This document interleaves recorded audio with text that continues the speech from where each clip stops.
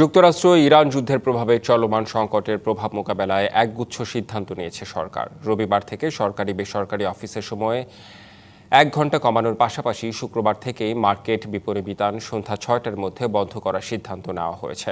বৃহস্পতিবার রাতে সংসদ ভবনে প্রধানমন্ত্রী তারেক রহমানের সভাপতিত্বে মন্ত্রিসভার বৈঠকে এসব সিদ্ধান্ত নেওয়া হয়।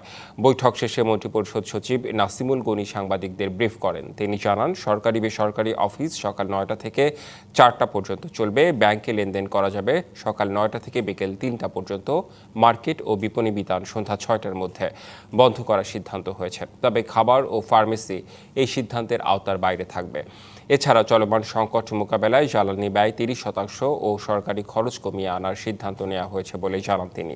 পাশাপাশি বিয়ে বা অনুষ্ঠানে আলোকসজ্জা নিষিদ্ধ করা হয়েছে। রবিবারের মধ্যে শিক্ষা প্রতিষ্ঠানের সিদ্ধান্ত হবে বলে জানান মন্ত্রিপরিষদ সচিব।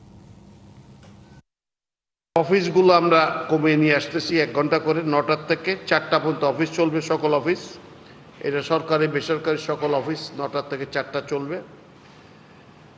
আর ব্যাংকিংগুলো চলবে আওয়ার্স 9টার থেকে 3টা পর্যন্ত।